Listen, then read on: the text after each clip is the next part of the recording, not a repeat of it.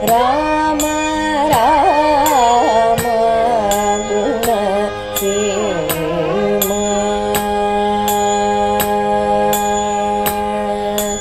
ರಾಮ ರಾಮ ಗುಣ ಸೀಮ.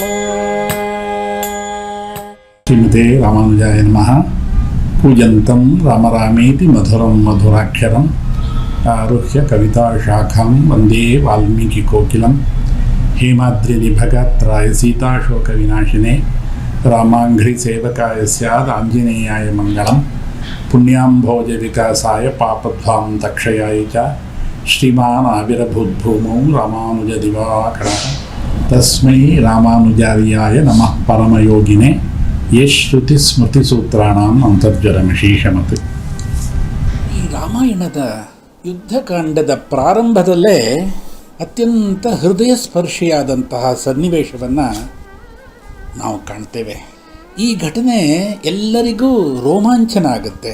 ರಾಮದಾಸನಿಗೆ ಶ್ರೀರಾಮನಿಂದ ಸಿಕ್ಕಿದಂತಹ ಅಪೂರ್ವ ಅನುಗ್ರಹ ಅನ್ಯಾದೃಶವಾದಂಥದ್ದು. ಶ್ರೀರಾಮಾಯಣ ಒಂದು ರಸಮಯವಾದಂಥ ಕಾವ್ಯ, ನವರಸ ಭರಿತವಾದಂತಹ ಅದ್ಭುತವಾದಂಥ ಆದಿಕಾವ್ಯ. ಸುಮಾರು 110 ದಿವಸಗಳಿಂದ ನಾವೆಲ್ಲ ರಾಮಕಥೆಯನ್ನು ಕೇಳ್ತಾ ಇದ್ದೀವಿ, ನೋಡ್ತಾ ಇದ್ದೀವಿ. ದೇಶ ವಿದೇಶಗಳಲ್ಲಿರುವಂಥ ಎಲ್ಲರೂ ಈ ರಾಮಕಥೆಯನ್ನು ಕೇಳಿ ಪುಳಕಿತರಾಗಿದ್ದಾರೆ. ರಾಮಾಯಣದ ಅಂತಃಸತ್ವವೇ ಅಂತಹದು, ರಾಮನ ಪ್ರಭಾವವೇ ಅಂತಹದು. ಅಬಾಲ ವೃದ್ಧರಾಗಿ ಪ್ರತಿನಿತ್ಯ ಬೆಳಗ್ಗೆ ಆದರೆ ಆ ರಾಮಕಥೆಯ ಸಂಗೀತವನ್ನು, ರಾಮಕಥೆಯ ದೃಶ್ಯವನ್ನು, ಮಾತನ್ನು ಕೇಳಿ ಆನಂದ ಪಡ್ತಾ ಇದ್ದಾರೆ. ನಾವೆಲ್ಲ ಧನ್ಯರಾಗಿದ್ದೇವೆ. ರಾಮಾಯಣದಲ್ಲಿ ಬಾಲಕಾಂಡದಿಂದ ಯುದ್ಧಕಾಂಡದವರೆಗೆ ನಾವೆಲ್ಲ ರಾಮನ ಜೊತೆ ಹೆಜ್ಜೆ ಹಾಕ್ತಾ ಇದ್ದೀವಿ. ಇತ್ತೀಚೆಗೆ ಭಕ್ತರೆಲ್ಲರಿಗೆ ರಾಮಕಥೆ ಒಂದು ಅನಿವಾರ್ಯ ಸಂಗತಿ ಆಗಿಬಿಟ್ಟಿದೆ. ಇಂದು ಯುದ್ಧಕಾಂಡ ಪ್ರಾರಂಭ ಆಗ್ತಾ ಇದೆ.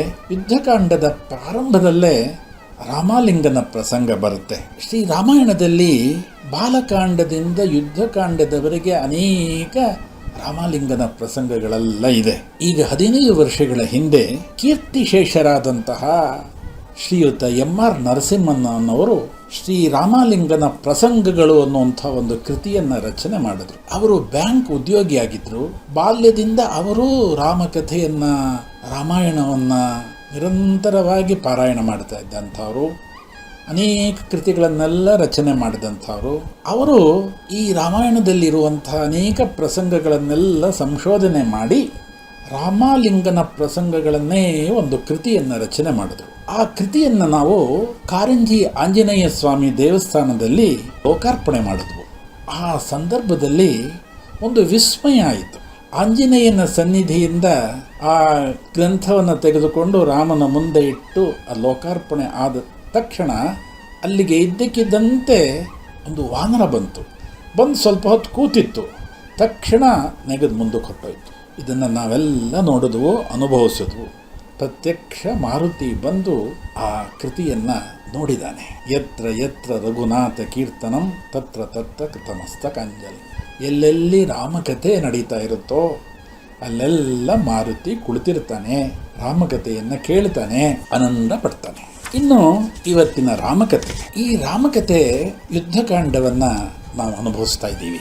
ಈ ಸಂದರ್ಭದಲ್ಲಿ ಕಂಬರಾಮಾಯಣದಲ್ಲಿ ಅಪೂರ್ವವಾದಂತಹ ಒಂದು ಘಟನೆ ಇದೆ. ಕಂಬರು ಈ ರಾಮಲಿಂಗನವನ್ನು ಎಷ್ಟು ರಮ್ಯವಾಗಿ ವರ್ಣಿಸಿದ್ದಾರೆ. ಹನುಮಂತ ರಾಮನ ಸನ್ನಿಧಾನದಲ್ಲಿ ಸೀತೆಯ ಪ್ರಭಾವವನ್ನೆಲ್ಲ ವಿವರಿಸ್ದ. ರಾಮನಿಗೆ ಹೇಳ್ತಾನೆ, ಪ್ರಭು, ಸೀತೆ ಸಾಮಾನ್ಯ ಅಲ್ಲ, ಸಾಕ್ಷಾತ್ ಭೂದೇವಿ ಸ್ವರೂಪಿಣಿ. ಸೀತೆ 3 ಕುಲವನ್ನು ರಕ್ಷಿಸಿದಳು. ನನ್ನ ಬಾಲಕ್ಕೆ ಬೆಂಕಿ ಹಚ್ಚಿದಾಗ ಸೀತೆ ತನ್ನ ಪಾತಿವ್ರತ್ಯ ಅಗ್ನಿಯಿಂದ ಅದನ್ನು ಶಾಂತಗೊಳಿಸಿದ್ಲು. ಪಾತಿವ್ರತ್ಯ ಮಹಿಮೆಯಿಂದ ರಘುವಂಶವನ್ನು ರಕ್ಷಿಸಿದ್ಲು, ಜನಕನ ಕುಲವನ್ನು ರಕ್ಷಿಸಿದ್ಲು. ಅಂತಹ ಸೀತೆಯನ್ನ ಆದಷ್ಟು ಶೀಘ್ರ ನಾವು ಪಡಿಬೇಕು. ಕಂಬರ್ ಹೇಳ್ತಾರೆ, ಎನ್ ಕುಲಂ ಎನಕ್ಕೆ ತಂದಾಳ್. ರಾಮ ಹನುಮಂತನನ್ನ ಕುರಿತು ಅಂತ ಹೇಳು ಮಾತು ಈ ಭೂಮಂಡಲದಲ್ಲೇ ಬೇರೆ ಯಾರೂ ಮಾಡಲಾಗದಂತಹ ಕೆಲಸವನ್ನ ನೀನು ಮಾಡಿದೀಯ. ಮಾಡುವುದಿರಲಿ, ಯೋಚಿಸೋದಕ್ಕೂ ಬೇರೆಯವರಿಂದ ಸಾಧ್ಯ ಇಲ್ಲ. ಗರುಡ, ವಾಯು, ಹನುಮಂತ ಈ ಮೂರು ಮಾತ್ರ ಈ 100 ಯೋಜನೆ ವಿಸ್ತೀರ್ಣದ ಮಹಾಸಾಗರವನ್ನು ದಾಟಬಲ್ಲರು. ಅದನ್ನು ನೀನು ಅನಾಯಾಸವಾಗಿ ಹಾರಿಕೊಂಡು ಹೋಗಿ ಸೀತಾ ದರ್ಶನ ಮಾಡಿ ಅವಳ ಕ್ಷೇಮ ಸಮಾಚಾರವನ್ನು ನಮಗೆ ತಂದು ಹೇಳಿದೀಯ. ನೀನು ಉತ್ತಮವಾದಂಥ ಸೇವಕ. ಎಲ್ಲರಿಗೂ ಇದರಿಂದ ಸಮಾಧಾನ ಆಗಿದೆ. ಇದರಿಂದ ಸುಗ್ರೀವಾಜ್ಞೆ ಸಾರ್ಥಕ ಆಯಿತು. ರಘುವಂಶವನ್ನು ನೀನು ರಕ್ಷಿಸಿದೆ. ನನಗೆ ಈ ಮಧುರವಾದಂಥ ಮಾತನ್ನು ಕೇಳಿದ ಮೇಲೆ ನನಗೆ ಏನೂ ತೋಚ್ತಾ ಇಲ್ಲ. ಹನುಮಂತ, ನಾನು ನಿನಗೇನಾದರೂ ಒಂದು ವಸ್ತು ಕೊಡಬೇಕಪ್ಪ. ಆದರೆ ಏನು ಮಾಡಲಿ? ಈಗ ನನ್ನ ಹತ್ರ ಏನೂ ಇಲ್ಲ. ಏನು ಕೊಡಲಿ? ನಾನು ಕೊಡ್ತಾ ಇದ್ದೀನಿ ನಿನಗೆ. ಹನುಮಂತ, ಹತ್ರ ಬಾ ಅಂತ ಹನುಮಂತನನ್ನು ಕರೀತಾನೆ. ತನ್ನ ದೀರ್ಘವಾದಂಥ ಬಾಹುಗಳಿಂದ ಹನುಮಂತನನ್ನು ಗಡಾಲಿಂಗನವನ್ನು ಮಾಡಿಕೊಳ್ತಾನೆ. ಇದೇ ನನ್ನ ಸರ್ವಸ್ವಪ. ಈ ಆಲಿಂಗನವೇ ಸರ್ವಸ್ವವಾದಂಥ ದಾನ ಅಂತ ತಿಳ್ಕೊ. ಏಷ ಸರ್ವಸ್ವಭೂತೋ ಮೇ ಪರಿಶ್ವಂಗೋ ಹನುಮತಃ. ಬಾಚಿ ತಬ್ಬಿಕೊಂಡ ಆಂಜನೇಯನಿಗೆ ಆನಂದ ಬಾಷ್ಪ ಸುರಿತಾ ಇದೆ. ಇದನ್ನು ನಮ್ಮ ಆಚಾರ್ಯರುಗಳು ಅತ್ಯಂತ ಸ್ವಾರಸ್ಯವಾಗಿ ಅನುಭವಿಸಿದ್ದಾರೆ. ರಾಮ ಸಾಮಾನ್ಯನಲ್ಲ, ಸಾಕ್ಷಾತ್ ಶ್ರೀಮನ್ನಾರಾಯಣನ ಅವತಾರ. ತನ್ನ ಅಪ್ರಾಕೃತ ದೇಹದಿಂದ ಹನುಮಂತನನ್ನು ಆಲಿಂಗಿಸಿಕೊಂಡ ಅಂದರೆ ಹನುಮಂತನಿಗೆ ಹೇಗಾಗಿರಬೇಕು? ಶ್ರೀರಾಮನ ಸೌಂದರ್ಯಕ್ಕೆ ಆಕರ್ಷಿತರಾಗದೇವರೇರು ಯಾರೂ ಇಲ್ಲ. ವನವಾಸದಲ್ಲಿ ರಾಮ ನಡೆದು ಹೋಗ್ತಾ ಇದ್ದರೆ ಋಷಿ ಮುನಿಗಳು, ಪಕ್ಷಿಗಳು, ಮೃಗಗಳು ಎಲ್ಲವೂ ರಾಮನ ಸೌಂದರ್ಯವನ್ನೇ ಪಾನ ಮಾಡ್ತಾ ಇತ್ತು. ಎಲ್ಲರೂ ಆ ರಾಮ ಸೌಂದರ್ಯವನ್ನು ನೋಡಿ ರಾಮನನ್ನು ಅಪೇಕ್ಷಿಸದೆ ಮಾಡ್ತಾ ಇದ್ರು. ಅಂತಹ ಮನಮೋಹಕವಾದಂತಹ ಶರೀರ ಶ್ರೀರಾಮನದು. ಅಂತಹ ರಾಮ ಹನುಮಂತನನ್ನು ಹತ್ತಿರಕ್ಕೆ ಕರೆದು ಆಲಿಂಗಿಸಿಕೊಂಡ ಅಂದರೆ ಇದಕ್ಕಿಂತ ಇನ್ನೇನಾದರೂ ಬೇಕಾ? ಆ ಹನುಮಂತನ ಭಾಗ್ಯ ಎಂಥದ್ದು! ಹನುಮಂತನಿಗೆ ಎಂದೆಂದೂ ಅವಿಸ್ಮರಣೀಯವಾದಂಥ ಸನ್ನಿವೇಶ ಇದು. ಇದೇ ಅವನಿಗೆ ಶ್ರೀರಾಮ ರಕ್ಷೆ. ಅದಕ್ಕೆ ಮುಂದೆ ಒಂದು ಘಟನೆ ಬರುತ್ತೆ. ರಾಮಾವತಾರದ ಮುಕ್ತಾಯದ ಸಂದರ್ಭ ಅದು.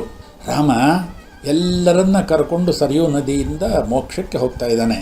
ಎಲ್ಲರನ್ನೂ ಕರಿತಾನೆ, ನೀನು ಬಾ ನೀನು ಬಾ ನೀನು ಬಾ ಅಂತ. ಎಲ್ಲರೂ ರಾಮನ ಜೊತೆ ಹೋಗ್ತಾ ಇದ್ದಾರೆ ಸರಿಯೂ ನದಿನಲ್ಲಿ. ಹನುಮಂತನನ್ನು ಕರೀತಾನೆ, ಹನುಮಂತ ನೀನು ನನ್ನ ಜೊತೆ ಮೋಕ್ಷಕ್ಕೆ ಬಾ ಅಂತ. ಹನುಮಂತ ಹೇಳ್ತಾನೆ, ನಾನು ಬರೋಲ್ಲ ಅಂತ. ರಾಮನಿಗೆ ಆಶ್ಚರ್ಯ ಆಗ್ಬಿಡ್ತು. ಏನು, ಯಾಕೆ ಹೀಗೆ ಹೇಳ್ತಾ ಇದೀಯಾ? ಯಾಕೆ ಬರೋಲ್ಲ? ನೇರವಾಗಿ ನನ್ನ ಜೊತೆ ಬಾ, ಇದಕ್ಕಿಂತ ನಿನಗೆ ಬೇಕಾ ಅಂತ.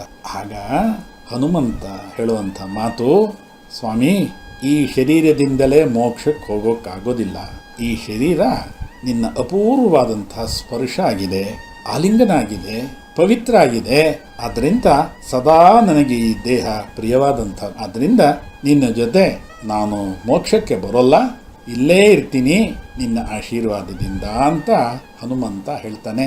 ಅಂತಹ ರಾಮಾಲಿಂಗನವನ್ನು ಪಡೆದಂಥ ಆಂಜನೇಯ ಸ್ವಾಮಿ ಚಿರಂಜೀವಿಯಾಗಿ ಇಂದು ರಾಮನಾಮವನ್ನು ಜಪಿಸ್ತಾ ನಮ್ಮೆಲ್ಲರನ್ನ ರಕ್ಷಣೆ ಮಾಡ್ತಾ ಇದ್ದಾನೆ.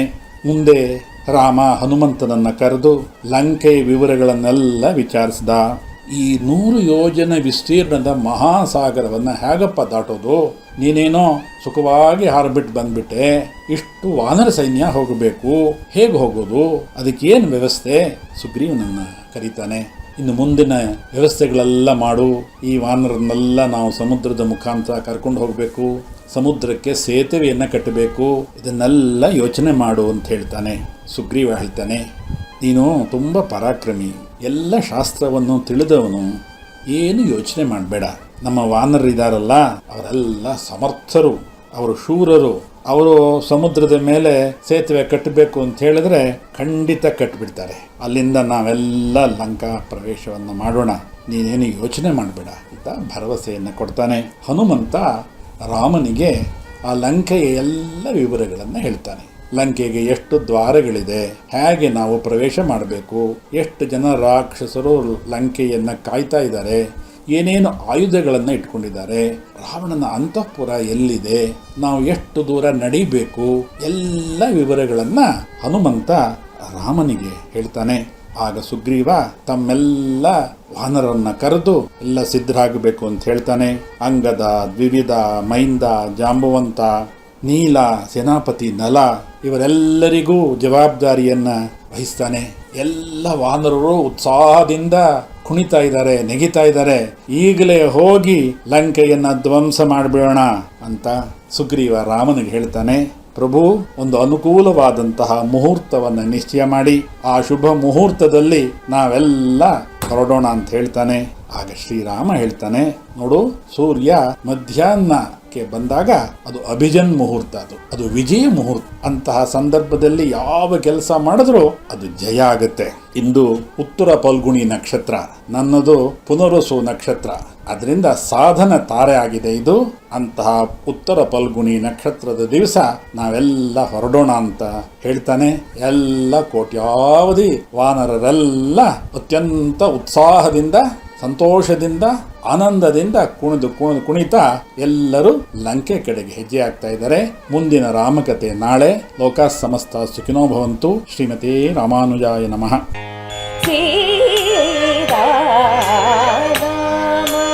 ರಾಮ ಗುಣ ಸೇವಾ